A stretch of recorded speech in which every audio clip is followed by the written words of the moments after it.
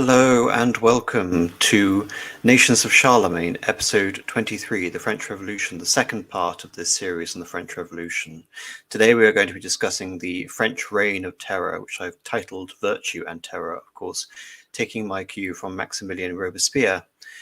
Just a quick recap on what happened last time. We have the storming of the Bastille, the implementation of a constitutional monarchy in France, the declaration of war on Austria, the beginning of the First Coalition War, and the insurrection against the king on the 10th of August, which deposes the monarchy. Now that the king is deposed, we're talking about the radical stage of the Republican period primarily from 1792 up until 1794, with some lingering elements still to cover from 1795 and 96, and ending off with the Conspiracy of Equals in 1796. Before I start, though, I want to talk about the revolutionary calendar and everything this represents about the revolutionary nature of this period, the first part of the Republican era. Anti-clericalism was one, if not the most persistent and virulent strains of the French revolutionary fervour.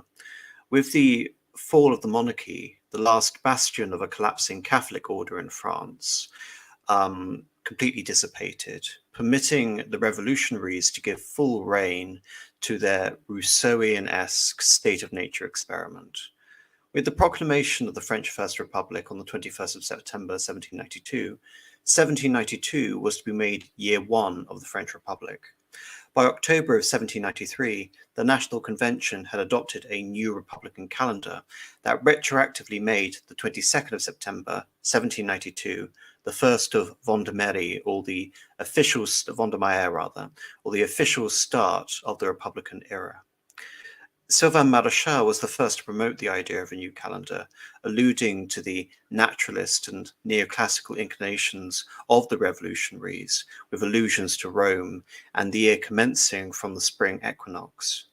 In the name of rationalization, the number 10, the décade, reigned supreme, with the new metric system of measurement and a metric system of time. Charles Giron led the commission that created this new calendar, though d'Eglantine was its principal architect. For d'Eglantine, the calendar was a celebration of the natural world, agriculture, and the economy. Catholic saints' days were replaced with the veneration of useful things for the revolutionaries: plants, animals, raw materials, and of course, tools, mainly agricultural tools to be used on the land. As the months were standardized to 30 days, years ended in 5 or 6 days of Republican celebrations. The 7-day week was abolished and replaced with the 10-day week in the name of rationalizing everything and allowing the number 10 to reign supreme over this new transformation of nature that we see with the French Republic.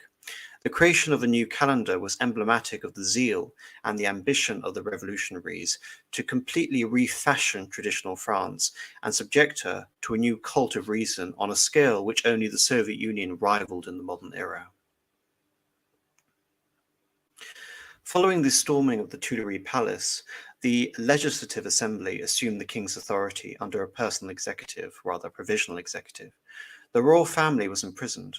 Despite the creation of a provisional government, control of Paris was in the hands of Danton and now Robespierre's insurrectionary commune, and the various Republican volunteers brought to Paris by the war, the Fédérés. The compromises between the radical and monarchist factions that underpinned the Constitution of 1791 were quickly undone by the Commune, who seized the property of émigrés and armed the civilian population. The notion of a Montesquieu-esque separation of powers weakened as the Commune came more and more to identify with the cause of the people as the cause of the revolution.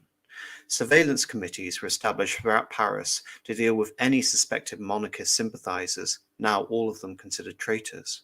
To centralize this process of treason trials and political convictions, an extraordinary revolutionary tribunal was created under the suggestion of Maximilien Robespierre to condemn the enemies of the revolution without the right to appeal.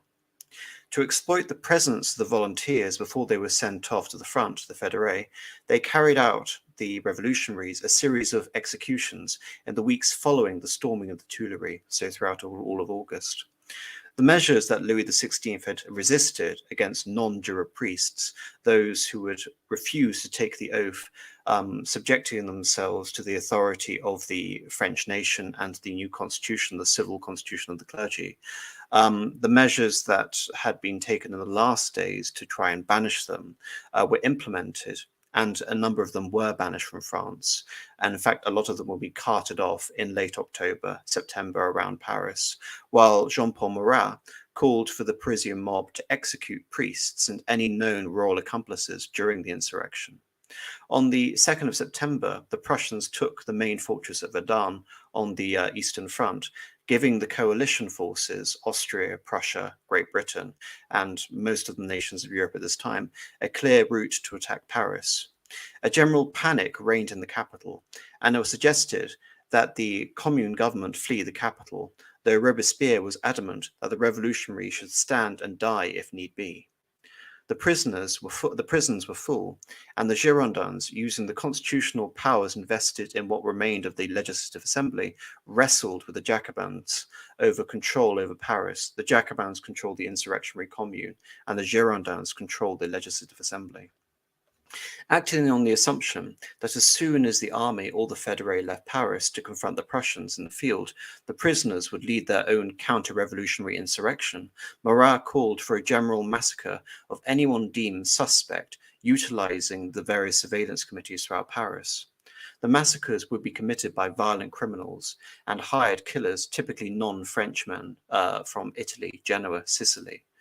On the 2nd of September, the day that Verdun had fallen, Georges Danton, the man more than anyone else who was probably responsible for the insurrection that toppled the king, delivered a speech in the Legislative Assembly as the Provisional Minister of Justice, declaring that anyone who wouldn't take up arms in the service of the revolution would essentially be cast as a traitor and merit the death sentence.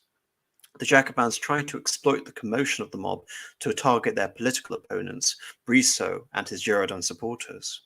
The first mass slaughter occurred in the Carmes prison against 115 non-juror priests who were already bound for deportation in French Guiana. A similar massacre of the imprisoned Swiss Guard, those who had survived the original purge, occurred in the prison de Abbé. By September the 7th, the massacres inside Paris had ended, though 9 prisons had been stormed and as many as 1,500 people had been killed, including Marie Antoinette's confidant and lady-in-waiting, the Princess de Lamballe. Concurrently with the massacres, France held an election with a larger electorate than those who had elected the candidates in 1791. Through the Jacobin and Republican control of the press and intimidation of candidates, the elections produced an assembly that near unanimously supported the creation of a republic.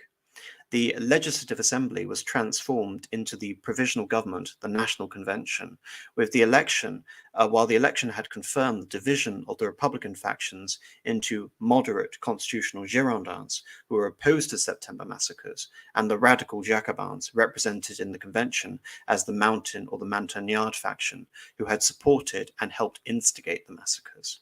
The first meeting of the National Convention confirmed the creation of a republic, while the French victory at Valmy ended the imminent military threat to Paris and the possibility of a restoration of the monarchy.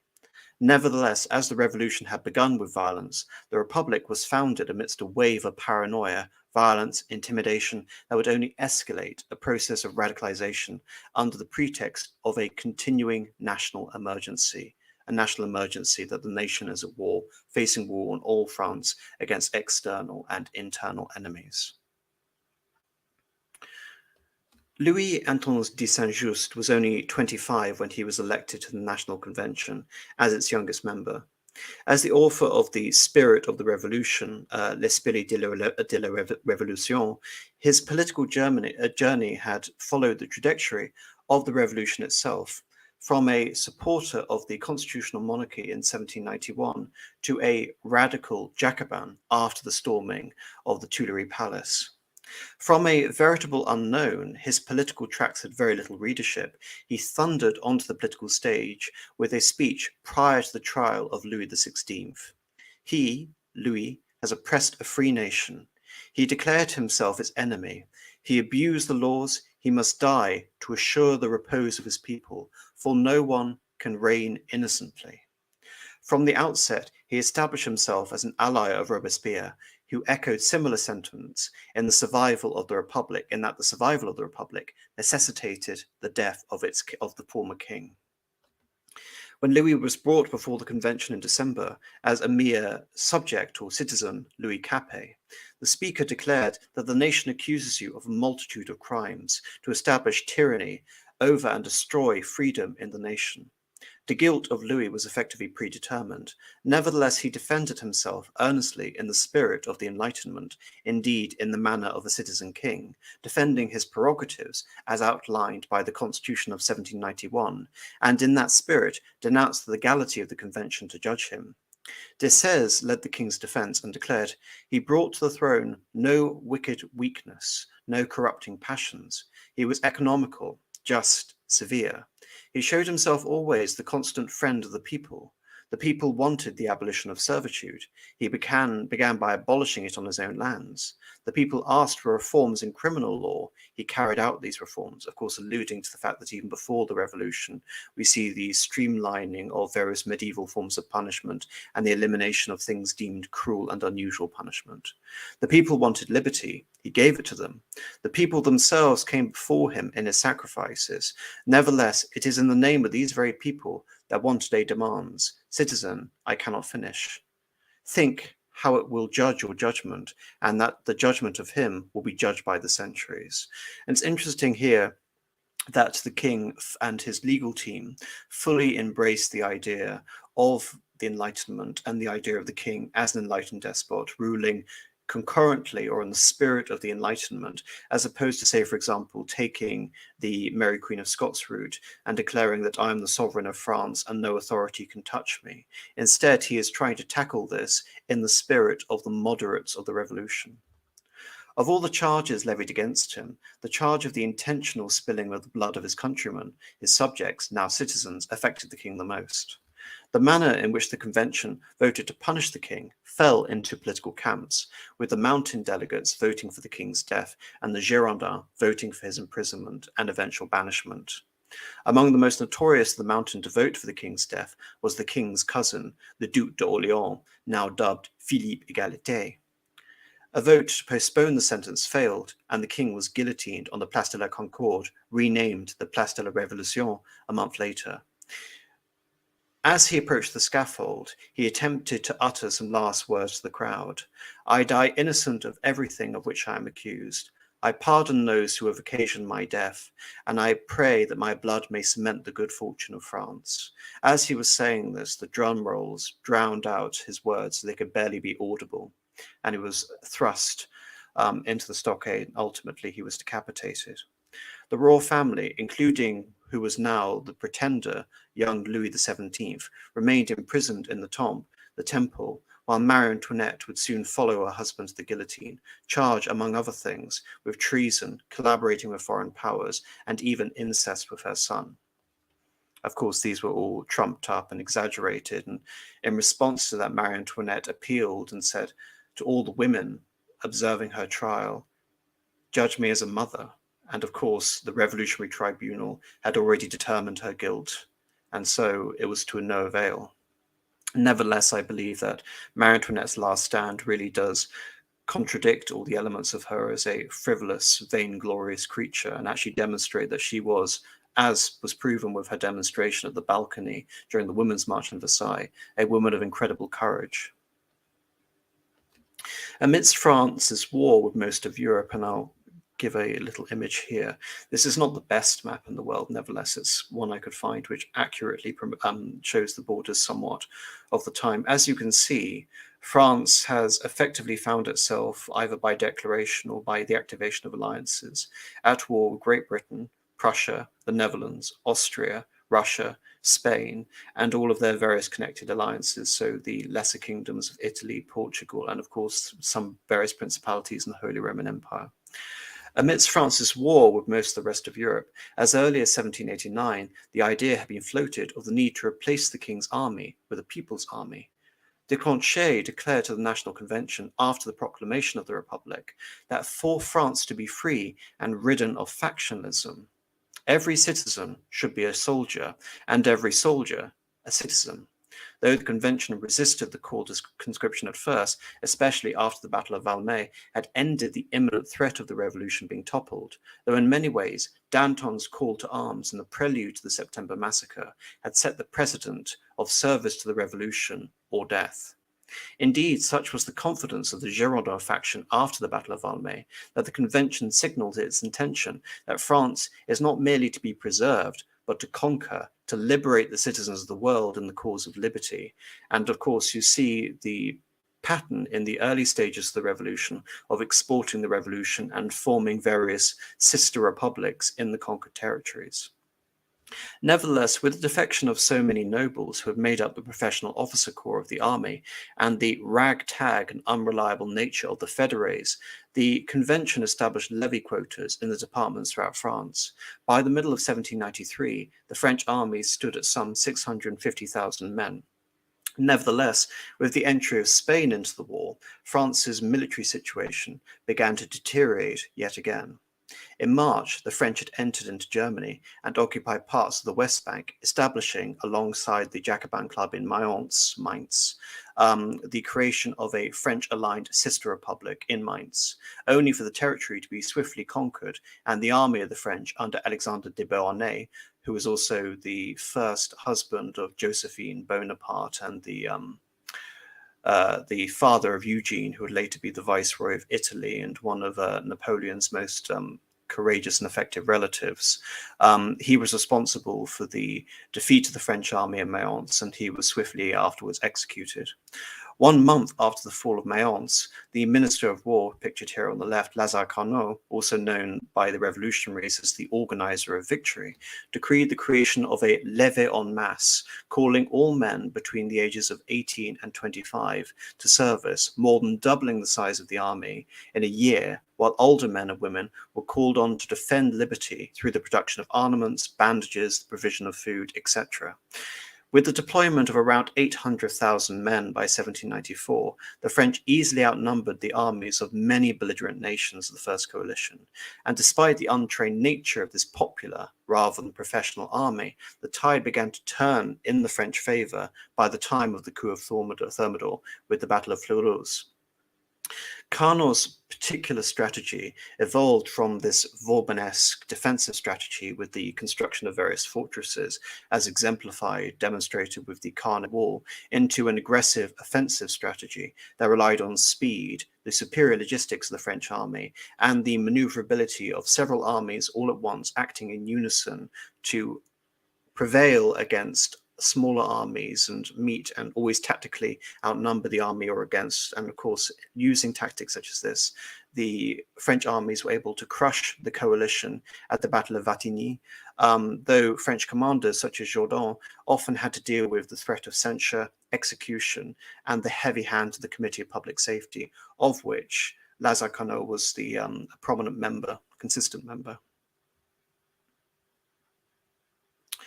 With the creation of a republic, France was dominated by two political factions, the Girondins, who occupied the right of the convention, who were at once the war party and the constitutional party, taking their cue from the Americans, Thomas Paine serving as one of their deputies, and the Montagnards, the mountain faction, the left, the radicals, who supported a more democratic and egalitarian political system.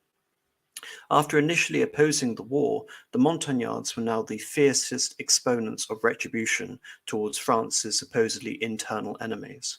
The September massacre and the trial of the king had demonstrated the fundamental differences in the factions' approaches, and already Robespierre had attempted to place prominent Girondins on proscription lists as an extension of the September massacres.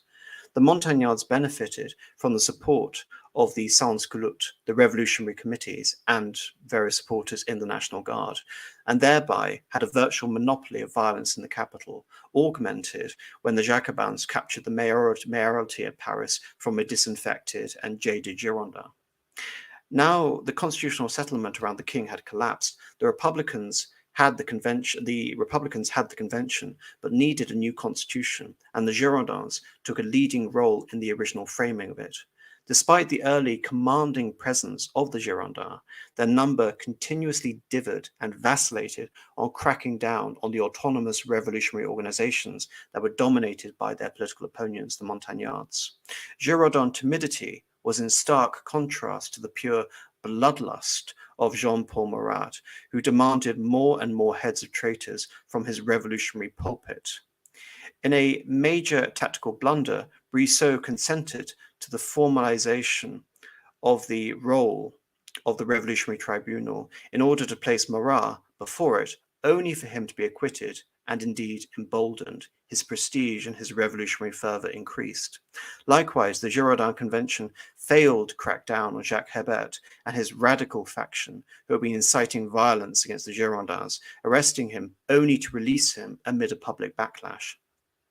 Amidst all of this, a civil war had precipitated in the Vendée, at first as a response to the imposition of the military levy, but it soon became a major royalist insurrection of the entire people of that department. On the 2nd of June, the Jacobins, supported by the National Guard, responding to a Girondin suggestion for the army to march on Paris and to reclaim it from the awful Jacobins, purged the Girondist leadership from the convention and implemented price controls for bread, the law of the maximum. With the Girondins eliminated in the capital, Girondins in Lyon, Bordeaux, and Toulon began championing the cause of decentralization, earning the title of Federalist, again in imitation of the Americans. Throughout 1793, Federalist supporters, such as they were crushed by armies sent by the now Jacobin-dominated convention, often making common cause with royalists, such as at the siege of Toulon, where a certain Napoleon Bonaparte led the Republican forces to victory, while the royalist and the Federalist forces had opened the port provisionally to the British. The uprising in Lyon was suppressed by one Joseph Fouché, who oversaw the execution of some 2,000 rebels. As a nominal emergency measure, the provisional government had created a committee of defense in the absence of a proper executive for the purpose of waging the war. By April, this organization was renamed to the Committee of Public Safety, and while all the powers were nominally vested in the National Convention, the committee soon emerged as the real source of power in France with its emergency powers. With the elimination of the Girondins, Jacobins, and again, it's maybe confusing that I'm using the word Montagnard and Jacobin interchangeably, but Jacobin has an evolving definition throughout this time. And after 1793 in particular, Jacobin almost becomes synonymous with Montagnard, but they aren't synonymous for this entire period of history. So do bear with me if it seems as if I'm using these words interchangeably. In particular, Saint-Just took over responsibility for drafting the new, far more radical constitution that emphasized not only national sovereignty, but popular sovereignty on the basis of universal suffrage, the abolition of slavery, combined with positive rights as opposed to simply negative rights, the right to work, welfare, education. In the ongoing state of national emergency, the Constitution's implementation was postponed, and then from October, postponed indefinitely. In July, Charlotte Corday, a Girondin from Caen, assassinated Jean-Paul Marat in his medicinal bath. But rather than simply remove the most vocal advocate for revolutionary violence, she created a revolutionary martyr. The revolution had coincided with the creation of the Church of Saint-Geneviève, which from 1790 was converted into a revolutionary equivalent of the Roman Pantheon, dedicated to the heroes of the nation and the servants of liberty. Supposedly. Mirabeau was the first to be entombed in this new revolutionary temple, followed by the ashes of Voltaire, who were placed in the Pantheon in a lavish ceremony. Mirabeau, as a moderate revolutionary and a constitutional monarchist, was loathed by the new Republican leadership. His legacy was trashed, and he was damned in perpetuity as a foreign provocateur in the service of France's enemies. Mirabeau was removed and replaced with the remains of Jean-Paul Marat, and ultimately, as with Mirabeau, Marat's remains would be exhumed after the fall of Robespierre. Nevertheless, it's important to understand the amount of PR and myth-making that is going into venerating these new Republican heroes, these Republican saints. So here on the left, we have the famous painting by David depicting Marat as a revolutionary martyr, almost akin to Christ having been taken down from the cross. Here, this almost angelic, saintly creature, I know it sounds bizarre, but here it is, lying dead in his medicinal bath. Of course, he was using the medicinal bath because he suffered from a debilitating illness, which essentially caused his skin, I believe, to rot from spending an inordinate amount of time hiding away in the sewers in the aftermath of the massacre of Champ de Mars. Similarly, I've chosen all of these images on purpose. So here we have Robespierre. This is perhaps one of the most romantic representations of Robespierre I could find. And of course, it demonstrates him as, rather magisterial. Nevertheless, Robespierre is, rather a slight man. And of course, his face is potched, of course, the remnants of having had smallpox.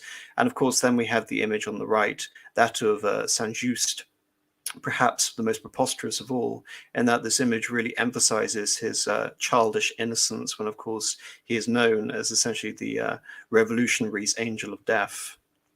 So all of these images are at once indicative of the myth-making that's going around these revolutionary figures, but also a demonstration of absurdity.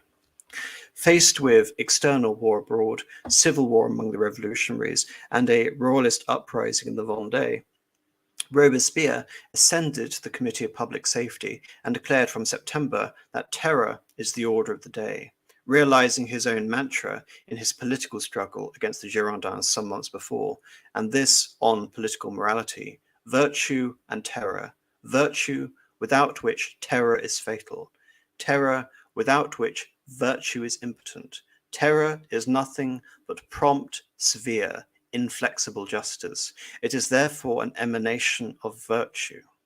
Combined with the levée en masse, the army was to enforce the law of the maximum at the point of the bayonet, ensuring the continual support of the people of Paris for the Jacobins, while the artificially low price of bread, by forcing farmers to surrender grain, led to, and that again combined not only with that, but price fixing, wage fixing. While Paris was fed, the rest of France was starving. The Constitution had delineated the conditions under which citizenship could be removed, and with it, the rights of the person, in contradistinction to the idea of inalienable or natural rights. Rather, rights were in the kern of the revolutionary government to be removed effectively at a whim during this time. With the passing of the law of suspects, denunciation was enough to merit imprisonment. With Saint-Just Ventos's decrees, Ventos, of course, one of being the new revolutionary months, suspects could have their property confiscated.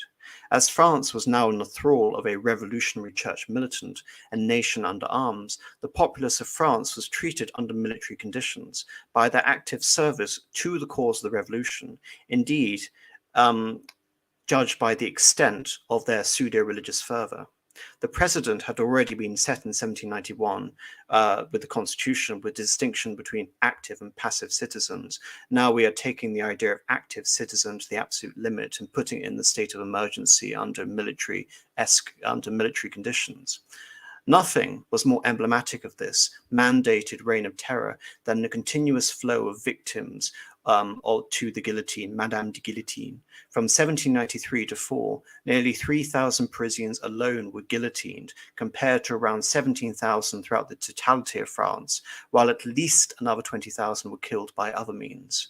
By the end of October of 1791, the imprisoned Girondin leadership had all been executed.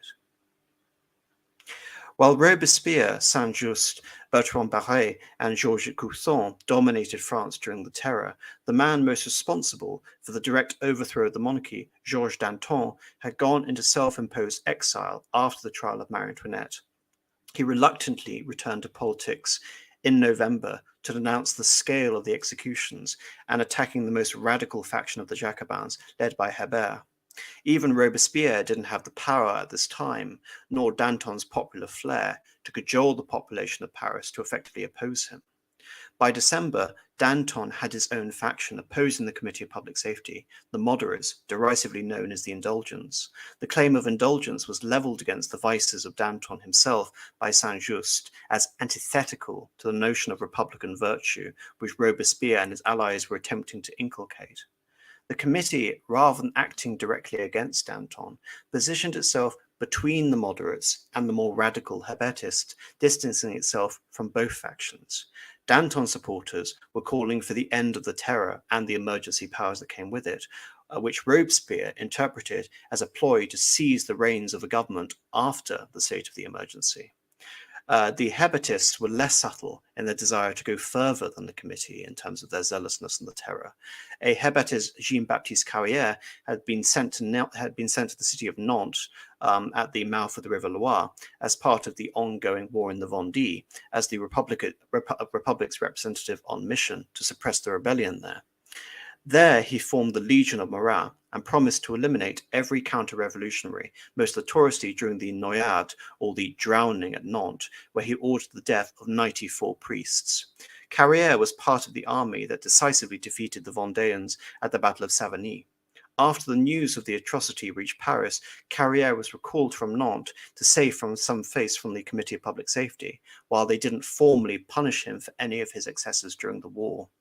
Hébert used this as a pretext in the Cordelier Club to demand the fall of Robespierre, and yet the sans-culottes sided with the committee against the more radical Hébertists, and on the 24th of March, the faction leadership was eliminated. In so doing, Robespierre had eliminated his opposition from the left, while draining support for the anti-terror Dantonists. It didn't help also that Danton wasn't making effective strides to remove Robespierre immediately, while forming an alliance with Camille Desmoulins that alienated Jacobins further when he collaborated on the newspaper Levée Cordelière that declared that the terror had ended, attacked the anti-clericalism and de-Christianization of the revolutionaries, and suggested a negotiated peace. After removing the Hébertists, Robespierre felt confident to remove the opposition from his right, arresting Danton and Philippe Égalité. And again, all of this in the case of Danton was ostensibly on the charges of theft, corruption, and collaboration with foreign interests. While it is undoubted that Danton was corrupt and committed a lot of shady dealings, bribery, corruption, fraud, there was no evidence to corroborate the fact that he was actually taking bribes deliberately from foreign powers. Nevertheless, the charge that he was wanting a negotiated settlement with France's enemies was enough in the minds of the Revolutionary Tribunal to substantiate those claims. Unwilling to let Danton appeal to support from the convention, Danton was sent to the Revolutionary Tribunal and, along with the leaders of the moderate faction, executed. By April of 1794, it appeared that Robespierre had eliminated all his opposition throughout France.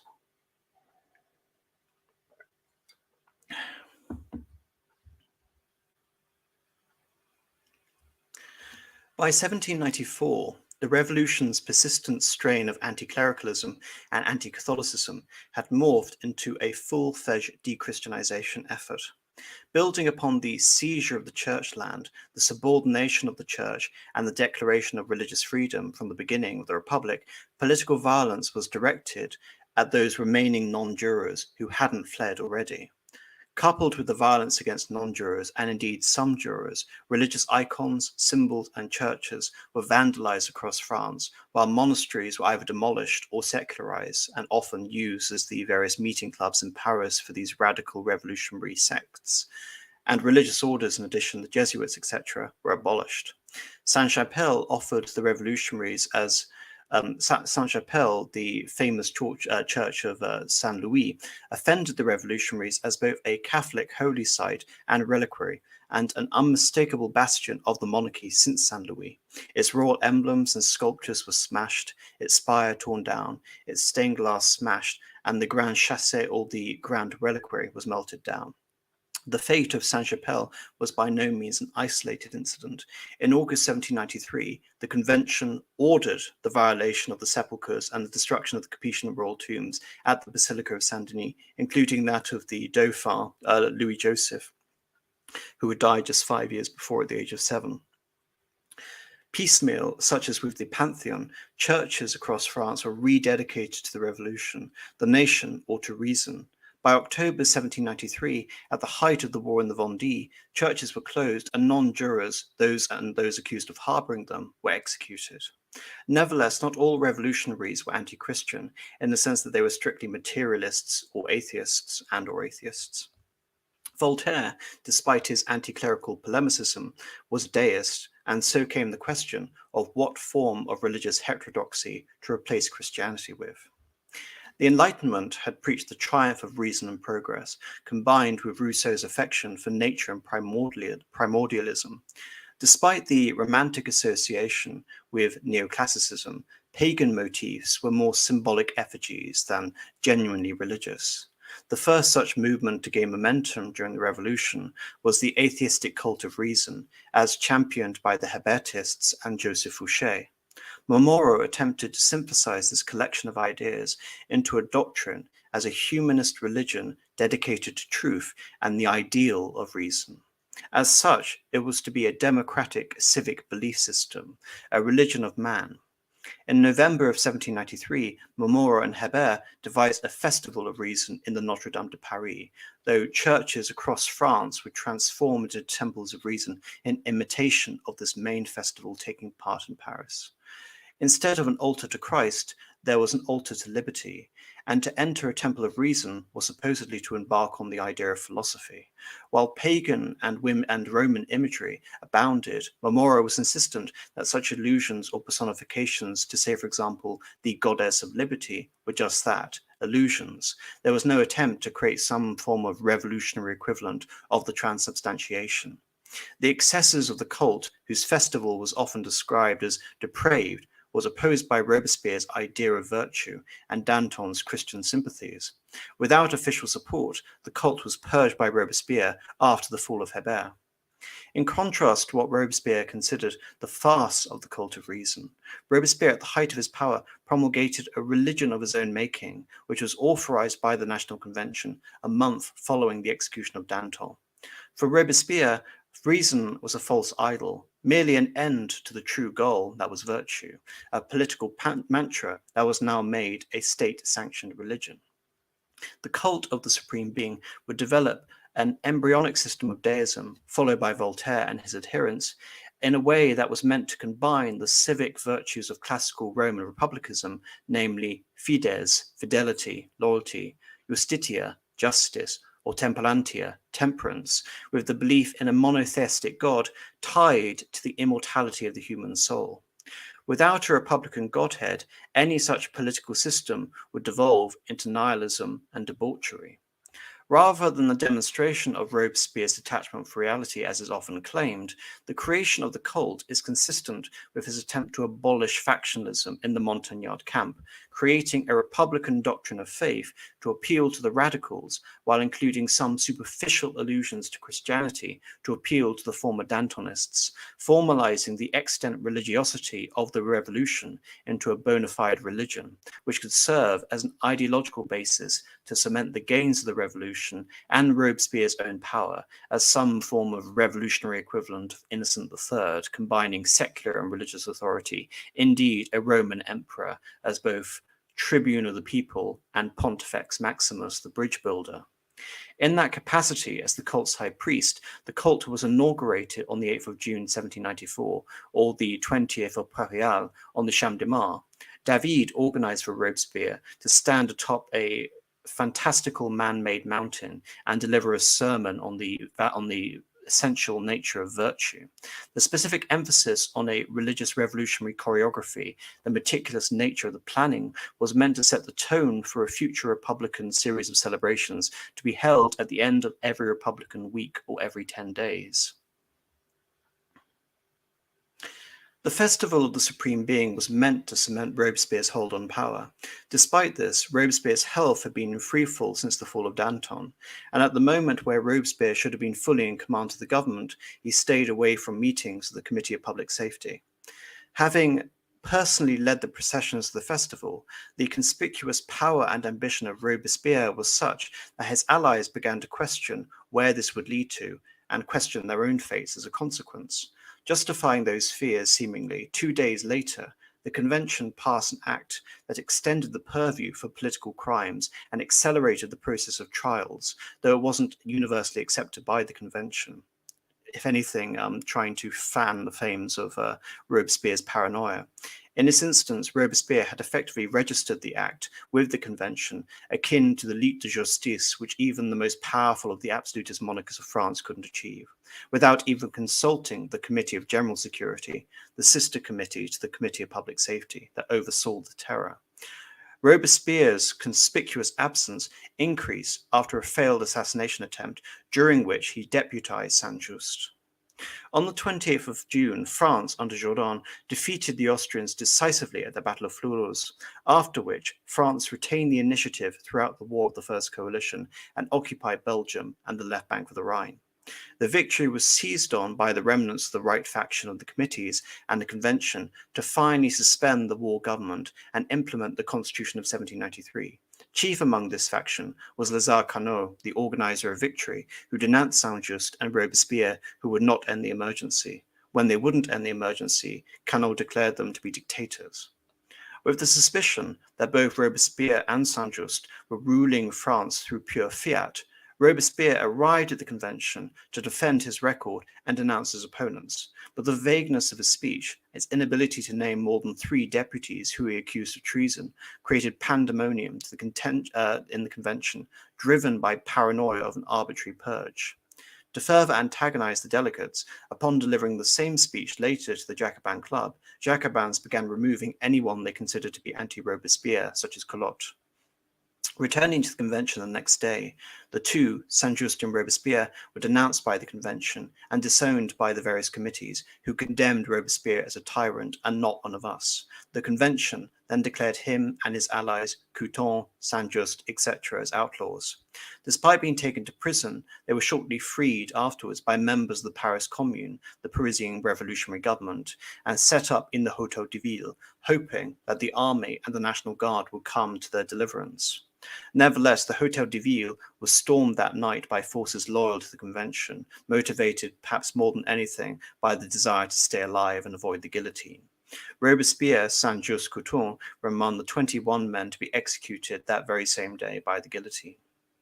The government was now in hands of the conspirators against Robespierre, the Thermidorians, Paul Barras, Jean Labertalion, Joseph Fouché, with the support of some figures such as Carnot and Barrère, who had defected, Jacobins, centrists, and members of the committees who had opposed Robespierre at the end. With the fall of Robespierre, the old political delineations crumbled, and a tentative coalition of Thermidorians was held together by a desire to limit the excesses of the emergency regime and the terror. With the fear of Robespierre gone, the government organized the Muscardin, government irregulars who went after Robespierre's supporters after, oxymoronically, a period called the White Terror, despite this mainly being an intra-republican dispute perpetrated by Girondists, crypto-Girondists throughout France with an axe to grind against those who orchestrated the terror, namely against them. Unlike the state-sanctioned terror, this terror was uncoordinated, except when the movements were explicitly royalist. Indeed, royalism was tolerated by the new regime, insofar as they directed their attacks against Jacobins. The Thermidor reaction is the word often used by historians on the left to indicate a general backsliding of a revolution, hence the term reactionary, the Thermidor reaction. And of particular interest, this period is to Marxists, indeed Leon Trotsky, in the aftermath of his deposition in the Soviet Union, would draw an analogy between Barras and Stalin and equivocate this effectively backlash in the Soviet Union as the Soviet Thermidor. Unlike the Girondins of 1792 and 3, the Thermidorians were not afraid of suppressing their enemies. The Montagnard faction was placed under a cordon sanitaire, with all of its membership excluded from positions of power, and the Paris Commune, that had aided Robespierre during the coup of Thermidor, was purged. Marat's legacy was officially, Jean-Paul Marat, was officially denounced, and his remains removed from the Pantheon. The cult of the supreme being seemingly faded overnight.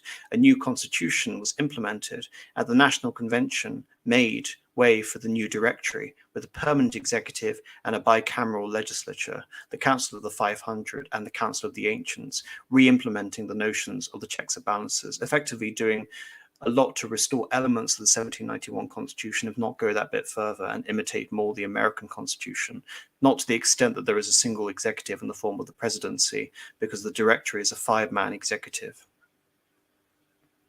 Following the defeat of the Vendéens after the Battle of Savernay, General Turreau waged indiscriminate warfare on the royalist civilians of the Vendée throughout 1794, leading to some 50,000 deaths. In total, some 300,000 people perished in the war in the Vendée. Turreau was replaced after Thermidor by Hoche, who attempted a negotiated settlement with the Vendéens, guaranteeing their freedom of religion. The royalist cause was then taken up across Brittany, Mans, and Normandy by the Chouannevé, a guerrilla movement. On the 8th of June, Louis XVII died from neglect in the temple, reigniting sympathy for the royalist cause throughout France. Louis XVII, of course, was the child of Louis XVI, who had been kept by the revolutionaries and had been orphaned and now had been killed, essentially starved to death. A British expeditionary force arrived in Brittany with scattered royalist elements under the leadership of the Comte de Poussey. The expedition, however, turned out to be a disaster for the royalists and was decisively defeated by the revolutionaries under General Hoche, in addition to damaging Poussey's reputation among the royalists. Nevertheless, the royalists remained at large in France, and even the Comte d'Artois, the later Charles X, the youngest brother of King Louis, supported by Britain, landed in the Vendée. With d'Artois in France, there was an uprising of royalists in Paris itself, and surprisingly, even members of the National Guard defected to the royalists. The Thermidorians were forced to recall Jacobins to put down the rebellion, yet their commander Menot failed to subdue the royalists, after which Jean-Paul Barras took personal power over the army conducting the war against the royalists in Paris and delegated that authority to one Napoleon Bonaparte. Confronted with a group of 7,000 royalists, Napoleon ordered his artillery to fire volleys of grape shot into their ranks for 2 hours before the arrival of Joachim Murat's cavalry that dispersed the royalists. The defeat of the Paris insurrection temporarily stabilized the weak Thermidorian government and set the stage for the meteoric rise of Napoleon Bonaparte. Of course, this moment was immortalized in Thomas Carlyle's History of the French Revolution by describing Napoleon Bonaparte's actions as giving them a whiff of the grape shot.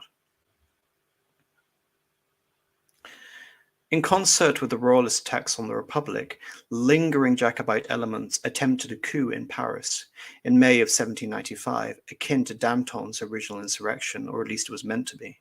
This failed, and with the failure of the monarchist action throughout France, the Constitution of 1795 was officially implemented, beginning the era of the Directory. Nevertheless, a new threat opposed the government from the left, the followers of the Jacobite François-Noël Babeuf, who assumed the epithet of Gracchus after Tiberius Gracchus, with the aim of establishing economic equality in France. An idea was floated at the height of the Robespierre, but ultimately abandoned as impractical. Through Babeuf's Tribune of the People, his newspaper, he advocated for mass wealth redistribution to achieve economic equality in France and gained a readership among various ostracized Jacobins. The Republic at this time was dealing with the aftermath of Robespierre's ruinous economic policies that resulted in food shortages and hyperinflation. Together with Salvain Maréchal and Pierre-Antoine Babeuf, Babeuf created a secret society to orchestrate the overthrow of the government. Despite this, Fouché, as director of police, had established a network of informants, often bringing back Jacobins from the era of the Terror, and by 1796, Napoleon had closed down the Jacobin meeting place in Paris.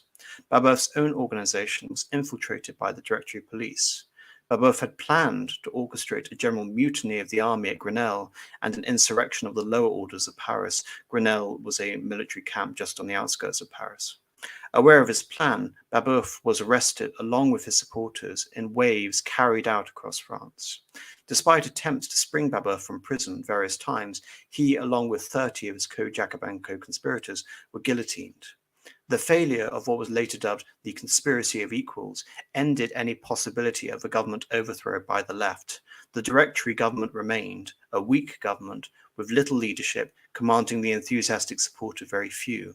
Nevertheless, the memory of Babeuf and his advocacy of economic equality, which made little impression other than the footnote across the tumultuous decades of the Revolution, was kept alive by Philippe Buonarroti and his 1828 history of Babeuf's Conspiracy of Equals, which became a foundational historical text for the Marxists of the 19th century. And it is here where we leave off and I come back. I'm actually going to postpone tomorrow's lecture and come back on Sunday because I'm finding this more exhausting than I anticipated, unfortunately.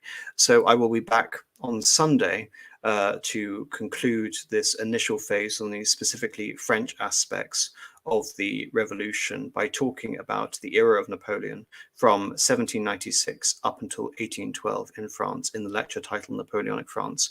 Thank you for those who have sent super chats. I'm going to be answering all super chats at the end of Sunday's lecture, if that is all right. So thank you everyone for sending super chats. But I really want to get all the discussion portion and all the questions on the French Revolution done in the final stream. So thank you everyone for listening. Do tune in everyone on Sunday to watch the episode on Napoleonic France. And I wish you all a good night. Also, do remember, if you liked this lecture, to like the video, leave a comment, and subscribe to the channel Apostolic Majesty. Thank you ever so much, and goodbye.